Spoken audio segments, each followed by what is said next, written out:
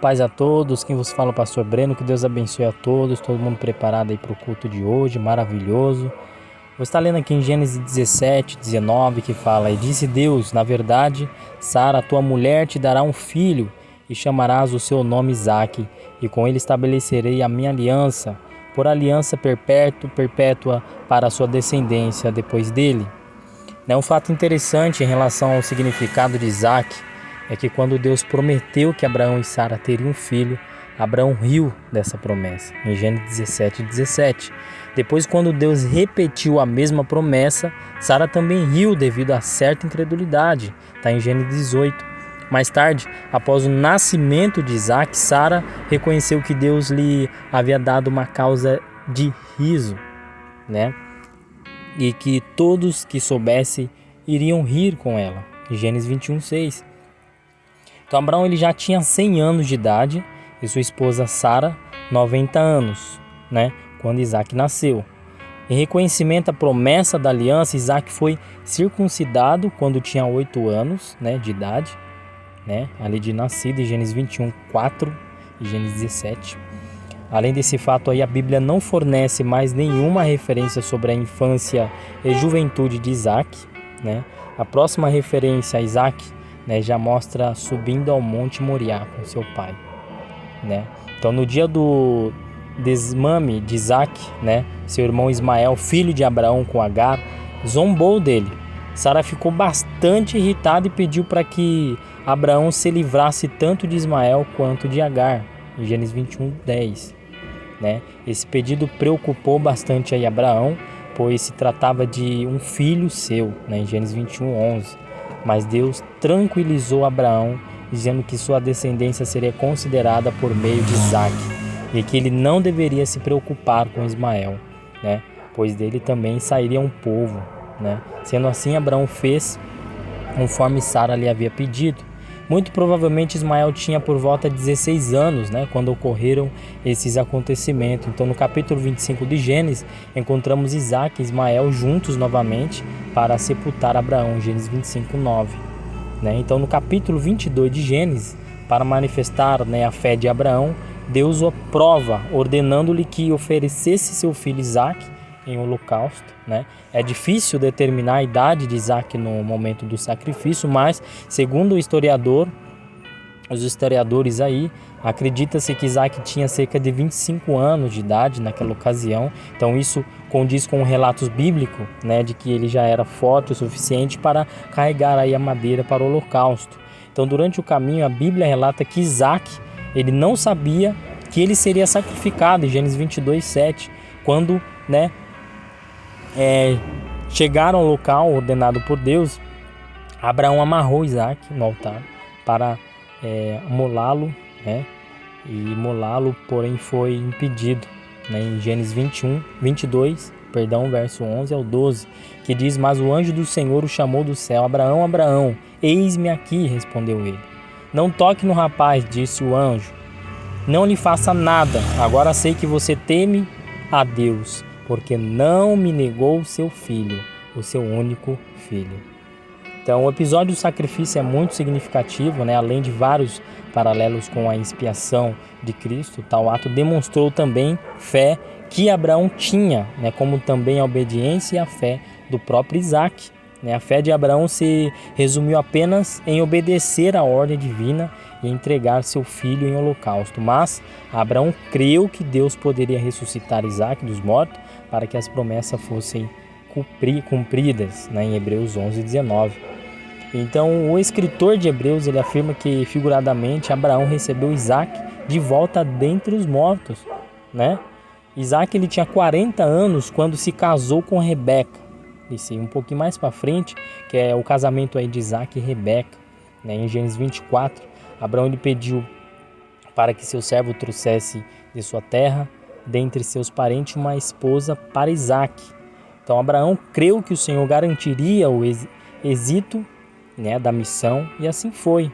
Algumas pessoas procuraram usar erroneamente o capítulo 24 de Gênesis, especialmente o versículo 67, para tentar defender a possibilidade de um casal morar junto sem se casar. Uma exposição simples no capítulo 24 né, revela que tal interpretação é totalmente equivocada. Basicamente, o servo que Abraão enviou era seu procurador na missão. E naquela época, casamentos arranjados eram comuns. Rebeca não tinha mais pais. Então, portanto, seu irmão Labão era o patriarca da família. Ele tinha autoridade religiosa e civil sobre a sua casa. Então, diante da família de Rebeca, o servo de Abraão formalizou a proposta de casamento e entregou presentes valiosos a Rebeca, a sua mãe e a seu irmão, Gênesis 24, 21 ao 53. Em Gênesis 24, 58, lemos sobre sobre como Rebeca aceitou a união. Por fim, em Gênesis 24, 60, Rebeca foi abençoada por sua família, provavelmente por seu irmão, significando a oficialização legal do casamento dentro dos moldes daquela época. Então, portanto, quando Isaac levou Rebeca para a tenda, ela já era sua esposa oficialmente, né? Então, Isaac e Rebeca, aqui é quem foi os filhos de Isaac, né? Quem foi Isaac, os filhos de Isaac. Isaac e Rebeca esperaram 20 anos por filhos, pois Rebeca era estéril, entendeu? Isaac, ele intercedeu ao Senhor em favor de Rebeca e ela engravidou, dando à luz aos gêmeos Esaú e Jacó, quando Isaac tinha 60 anos.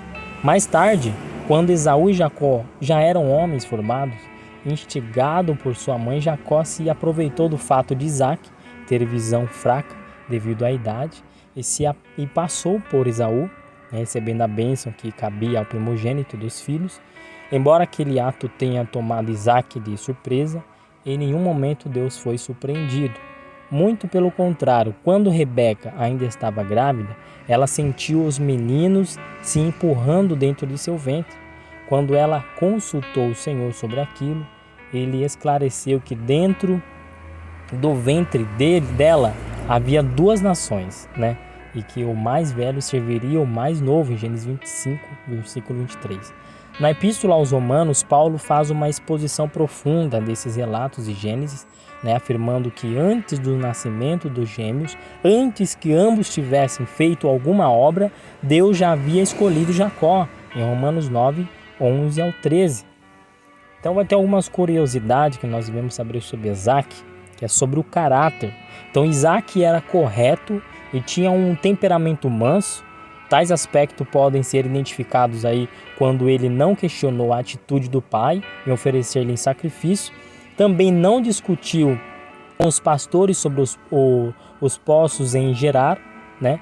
Possivelmente ele era afetuoso e bastante ligado à sua mãe, Sara, né, de quem sentiu profundamente a morte. Ele não guardava rancores, pois relevou a atitude de Abimeleque. Tinha fé.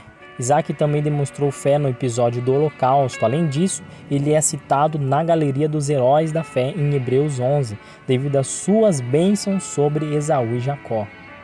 E mentira, Isaac repetiu a mesma atitude de Abraão ao dizer que Rebeca era sua irmã, ao invés de esposa, em Gênesis 26, 7. No caso de Abraão, isso era uma meia-verdade, porém no caso de Isaac era uma informação inteiramente falsa.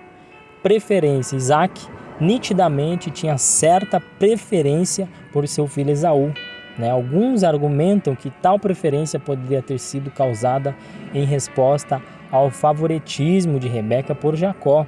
E nome. Isaac, diferentemente de seu pai Abraão e de seu filho Jacó, foi o único que não teve seu nome mudado por Deus, né? Já que o próprio Deus anunciou seu nome a Abraão antes de seu nascimento. E morte. Isaac morreu com a idade, né, de 180 anos, em Gênesis 35, versículo 28. E vida espiritual. Paulo fez uma comparação entre Isaac e Sara, por um lado, e Agar e Ismael por outro, em Gálatas 4, 21 ao 31. Tal comparação por Paulo reflete o contraste entre a escravidão da lei e a liberdade da graça, a qual nos faz filhos da promessa, como Isaac. Amém? Quem vos fala é o pastor Breno. Deus abençoe a todos, em nome de Jesus.